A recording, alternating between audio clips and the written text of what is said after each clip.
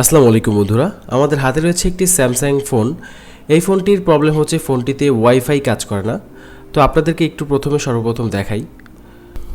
তো এখান থেকে আমরা ওয়াইফাই কানেকশনে যাওয়ার চেষ্টা করব এবং ওয়াইফাইটি অন করে দিলাম, কিন্তু দেখতে পাচ্ছেন এখানে কোনো ধরনের ওয়াইফাই কিন্তু শো করছে না।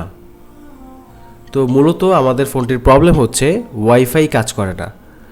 আজকের ভিডিওতে আমরা শিখব কিভাবে স্টেপ বাই স্টেপ যে কোনো ফোনের ওয়াইফাই সমস্যা হলে কীভাবে আপনারা রিপেয়ার করবেন সেই বিষয়গুলো নিয়ে বিস্তারিত ডায়াগ্রাম সহকারে আমি আপনাদেরকে সব কিছু এক্সপ্লেইন করব। তো চলুন ভিডিওটি শুরু করা যাক। প্রথমে আমরা ফোনটি খুলে ফেলব।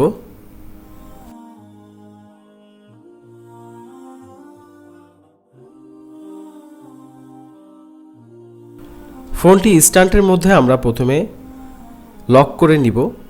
এখন আমরা এখানে ওয়াইফাই সেকশনটি কাজ করব। ওয়াইফাই সেকশনটি কাজ করার জন্য আমাদের ওয়াইফাইয়ের সেকশনের উপরে যে টিনটা রয়েছে সেই টিনটা আমাদের খুলতে হবে। তো এখন একটা প্রশ্ন সবার মনে জাগতে পারে যে কোনটা ওয়াইফাই সেকশন, সেটা আমরা কিভাবে বুঝবো?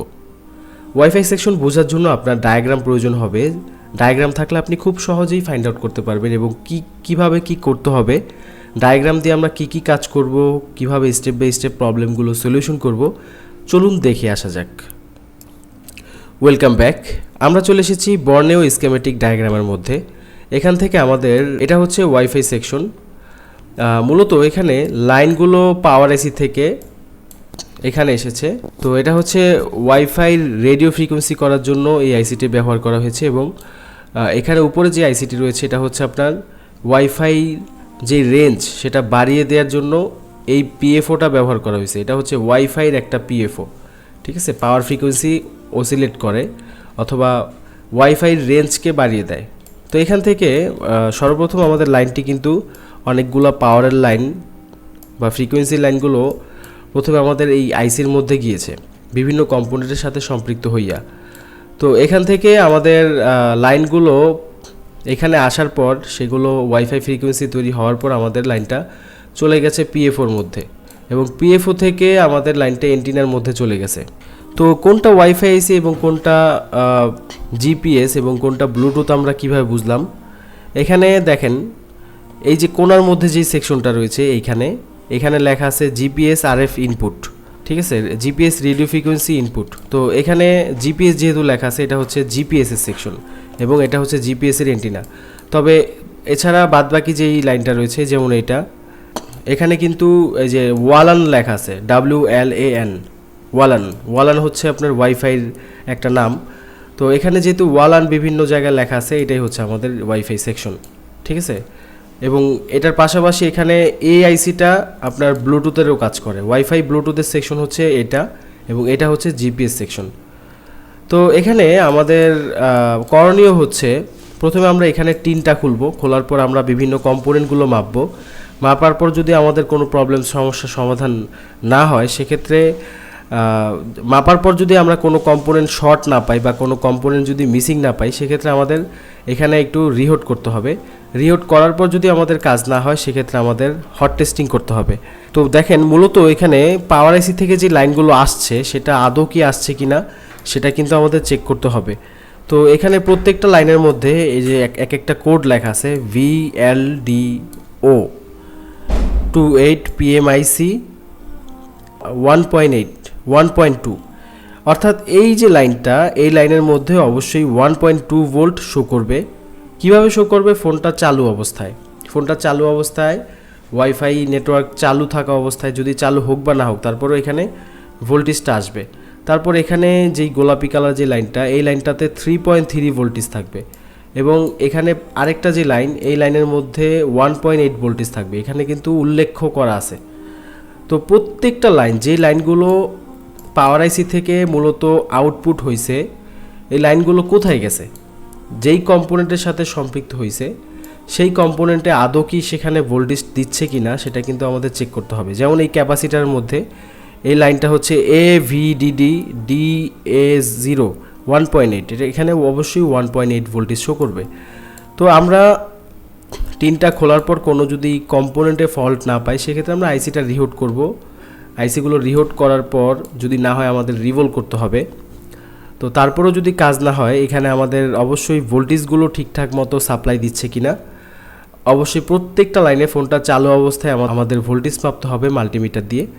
ভোল্টেজ মাপার পর যদি দেখি যে না আমাদের ভোল্টেজ ঠিকঠাক মতো আসছে, তাহলে আমাদের তো এখানে যে ওয়াইফাই আইসিটা রয়েছে এবং ওয়াইফাই পিএফওটা রয়েছে, এখান থেকে আমরা প্রথমে ওয়াইফাই আইসিটা মেইন আইসিটা চেঞ্জ করে দেখব, না হলে আমরা পিএফওটা চেঞ্জ করে দেখব, ওয়াইফাই পিএফও যেটা। তো এখানে এমনটাও হইতে পারে যে যদি কোনো লাইনে ভোল্টেজ ঠিকঠাকভাবে সাপ্লাই না দেয়, সেক্ষেত্রে এখানে কোনো ক্যাপাসিটার হয়তো শর্ট আছে, এরকম হইতে পারে। একটা ক্যাপাসিটার শর্ট হওয়ার কারণে কিন্তু সেখানে ভোল্টেজ সাপ্লাই পাওয়ার আইসি থেকে দিবে না। ওকে, তো এই বিষয়গুলো খেয়াল রাখতে হবে। চলুন আমরা এখন প্র্যাকটিক্যালি দেখে আসি। যদি আপনি কিছু নাও বুঝতে পারেন, নো প্রবলেম, প্র্যাকটিক্যালি দেখলে অবশ্যই আপনি বুঝবেন। তো আমাদের এখানে আমরা একটু ওয়াটার ড্যামেজ পাচ্ছি। তো ওয়াটার ড্যামেজের কারণে হয়তো অনেক লাইন শর্ট হয়ে গেছে বা মিসিং হয়ে গেছে, এমন হতে পারে। তো যার কারণে আমরা এখানে ওয়াশ করে দিব সুন্দরভাবে। ওয়াশ করার পরে এখন আমাদের মাপতে সুবিধা হবে। তো আমরা এখানে প্রত্যেকটা কম্পোনেন্ট মাপবো। ক্যাপাসিটার দুই পাশে বিপ আসলে শর্ট, এবং রেজিস্টর যদি দুই পাশে কোনো মান না আসে তাহলে সেটা সমস্যা, এবং কোনো ফিউজ বা কোনো কয়েল যদি বিপ না আসে তাহলে সেটা নষ্ট। তো এইভাবে সব কিছু আমাদের মাল্টিমিটার দিয়ে মাপতে হবে। মাল্টিমিটার দিয়ে মাপামাপি যদি আপনি না জেনে থাকেন, অবশ্যই আমাদের ভিডিও ডিসক্রিপশন বক্সে একটা লিঙ্ক দেওয়া থাকবে। মাল্টিমিটার কিভাবে ইউজ করতে হয়, কিভাবে লাইনগুলো কম্পোনেন্ট মাপতে হয়, সেটা আমরা অবশ্যই সেখানে দেখিয়ে দিয়েছি। তো এখানে আমরা প্রত্যেকটা কম্পোনেন্ট মেপে নিচ্ছি। এখন আমরা এখানে পেস্ট দিয়ে রিহোট করে নিব। হয়তো রিহোট করলে আমাদের প্রবলেমটার সমাধান হতে পারে, তবে স্যামসাং ফোনের মধ্যে এই ধরনের প্রবলেমগুলো রিহোট করলেই অনেকটা সমাধান হয়ে যায়। তবে আমরা দেখতে পাচ্ছি এখানে ফল্ট আছে, দেখতে পাচ্ছেন এখানে কিন্তু আইসির ভিতরে অনেকটা জাঙ্ক আছে। এগুলো আমাদের ওয়াশ করতে হবে সুন্দরভাবে। এগুলো সাধারণত ওয়াটার ড্যামেজের কারণে হয়, যার কারণে লাইনগুলো ডিসকানেক্ট হয়ে গেলে আমাদের প্রবলেম হয়। তো এখানে যেই পিএফওটা রয়েছে, এই পিএফওটা আমরা সুন্দরভাবে যেহেতু উঠিয়েছিলাম, এখন আমরা আবার রিভোলিং করে দিব। তো পিএফওর উপরে আমি এখানে আইসির পেস্ট দিয়ে দিলাম। এখানে আমি তাতাল দিয়ে একটু একটু করে প্রত্যেকটা বল আমি একটু উঁচু উঁচু করে রাখবো। উঁচু উঁচু করে রাখলে আমাদের বলটা রিভোলিং করা হবে। তো পিএফও রিভোলিং করার নিয়ম হচ্ছে এইভাবে আপনারা রিভোলিং করবেন। একটু একটু খোঁচায় খোঁচায় আপনারা লাইনগুলো একটু উঁচু করে দিবেন বা একটু রাং খাইয়ে দিবেন। তো একটু ফুলা ফুলা থাকলে তখন কিন্তু পিএফওটা বসাইতে আপনাকে সুবিধা হবে। তো এখানে কিনারের বলগুলো বসানোর পর আমরা ওয়াশ করছি, এবং মাঝখানে একটু রাং খাইয়ে দিব উঁচু করে, যেন আমাদের আইসিটার মাঝখানের গ্রাউন্ডটাও যেন ঠিকঠাকভাবে পেয়ে যায়। এখানে আমাদের যে লাইনগুলো ড্যামেজ আছে সেগুলো আমরা ঘষে রাং খাইয়ে দিতেছি, লাইনগুলো ঠিক করতেছি। তো এখানে আমরা পেস্ট দিয়ে ভালোভাবে ঝালাই দিব। ঝালাই দিয়ে জাস্ট একটু হালকা একটু উঁচু করে দিব, যেন বোর্ডের রাং এবং আইসির যে রাংগুলো আছে দুইটা একসাথে সুন্দরভাবে খুব অল্প সময়ে সহজভাবে যেন ঠিকঠাকভাবে পিএফওটা বসানো যায়। এখন আমরা পিএফওটা বসিয়ে দিব। তো এখানে সমান্তরালভাবে বসাতে হবে, এবং আমাদের আইসিটা আমাদের যেইভাবে ছিল সেইভাবে আমরা লাগিয়ে দিব। অবশ্যই একটা পিএফও খোলার আগে আপনারা বোর্ডের একটা ছবি তুলে রাখবেন, যেন আইসিটা কোন পাশে ছিল সেটা যেন বোঝা যায়। তো আমি সমানভাবে রাখার পর এখানে এখন রিহোট করব। রিহোট করছি আমি 340 হিট দিয়ে। রিহোট করার পর হালকা একটু ঠেলা দিয়ে এখানে দেখতে পাচ্ছেন একটু রাং আমরা একটু ঠিক করে দিলাম।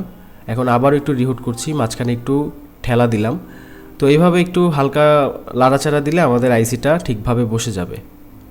এখন আমরা এখানে ওয়াশ করে দিব। তো আমি কেন রিভলভ করলাম প্রথমেই, কারণ হচ্ছে এখানে আমার কাছে ফল্ট মনে হয়েছে, ওয়াটার ড্যামেজ মনে হয়েছিল, যার কারণে আমি পিএফওটা রিভোলিং করে দিলাম। এখন আমরা ফোনটা ফিটিংস করে চেক করে দেখব যে আমাদের প্রবলেমটা সলিউশন হয়েছে কিনা। বন্ধুরা, অনেক সমস্যা আছে, অনেক জায়গা থেকেই হয়। আপনাকে পরিস্থিতি দেখে সিচুয়েশন বুঝে কাজ করতে হবে সবসময়। এমন একটা সিচুয়েশন যে কোনো সলিউশন সাথেই তখন মিলবে না। তো এই কাজগুলো কিভাবে আপনারা সাকসেস হবেন, কাজ করতে করতে এবং অভিজ্ঞতা অর্জন করতে করতে ইনশাল্লাহ একটা সময়ে দেখবেন যে আপনি অনেকটা এক্সপার্ট হয়ে গেছেন। এবং অবশ্যই কারো কাছ থেকে আপনাকে সঠিক কাজগুলো স্টেপ বাই স্টেপ শিখে নিতে হবে, বা কারো গাইডলাইন যদি আপনার উপর থাকে, ইনশাল্লাহ আপনি অনেকটা সফলতা অর্জন করতে পারবেন। সবচাইতে বড় বিষয় হচ্ছে কাজ আপনি প্রতিদিন কত টাকা ইনকাম করেন সেটা বড় বিষয় না। বিষয় হচ্ছে যে আপনি কতটুকু কাজের মধ্যে এক্সপার্ট হলেন বা কতটুকু কাজ আপডেট হলেন সেটা সবচেয়ে বড় ব্যাপার। কারণ ইনকাম না হলেও আপনি যদি আপডেট হন, আপনার যদি অভিজ্ঞতা থাকে, আপনি অবশ্যই ভালো একটা যোগ্যতা থাকবে আপনার, এবং আপনি যে কোনো জায়গায় কিন্তু অনায়াসে কাজ করতে পারবেন। তো এবার ক্যামেরাগুলো লাগিয়ে আমরা ফোনটা ফিটিংস করে নিব।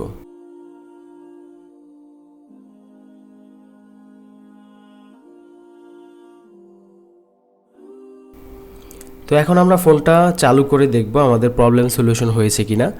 যদি আমাদের প্রবলেম সলিউশন না হয় সেক্ষেত্রে আমরা পরবর্তী স্টেপটি অবলম্বন করব। আমাদের পরবর্তী স্টেপ হচ্ছে আরএফআইসি যেটা সেটা রিভলভ করা, এবং তারপরেও যদি না হয় আমরা হট টেস্টিং করব। হট টেস্টিং করার পরেও যদি দেখি কোনো প্রবলেম নাই সেক্ষেত্রে আমরা আরএফআইসি এবং পিএফও চেঞ্জ করে দিব। তো এবার আমরা ওয়াইফাই সেকশনে চলে গেলাম। যাওয়ার পর এখানে ওয়াইফাই আমরা অলরেডি অন করা আছে এবং দেখতে পাচ্ছেন এখানে অনেকগুলো ওয়াইফাই শো করছে। তো আমরা এখানে ওয়াইফাইয়ের পাসওয়ার্ড দিয়ে আমরা এখানে কানেক্ট করে দেখব যে আমাদের ওয়াইফাই কানেকশন ঠিকঠাকভাবে পাই কিনা এবং ইন্টারনেট চলছে কিনা।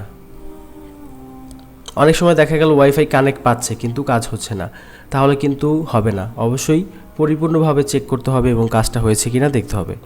আমাদের ওয়াইফাইটা কানেক্ট পেয়ে গেছে আলহামদুলিল্লাহ। আমরা এখন একটু অনলাইনে কিছু সার্চ করে দেখব যে আমাদের ইন্টারনেট কাজ করে কিনা। তো দেখতে পাচ্ছেন এখানে ইন্টারনেট কিন্তু কাজ করছে। আমরা আমাদের চ্যানেলটা লগ ইন করলাম, এখানে সব কিছু ঠিকঠাকভাবে কাজ করছে আলহামদুলিল্লাহ। তো এইভাবে আমরা স্টেপ বাই স্টেপ কাজ করতে পারবো এবং সবসময় আপনাদেরকে চেষ্টা করি যে সহজভাবে সব কিছু গুছিয়ে কাজগুলো শেখানোর জন্য। তাই অবশ্যই আপনাদের উচিত আমাদেরকে সাপোর্ট করা, আমাদের ভিডিওগুলো শেয়ার করা, লাইক করা এবং কমেন্ট করা, যার মাধ্যমে যেন আমরা আরও উৎসাহ পাই এবং আপনাদের কমেন্টে কে কী ভিডিও চান সেই ভিডিওগুলো যেন আমরা করার সুযোগ পাই বা উৎসাহ পাই। তো অবশ্যই ভালো থাকবেন সবাই, ইনশাল্লাহ নেক্সট ভিডিওতে আবার দেখা হবে। আসসালামু আলাইকুম।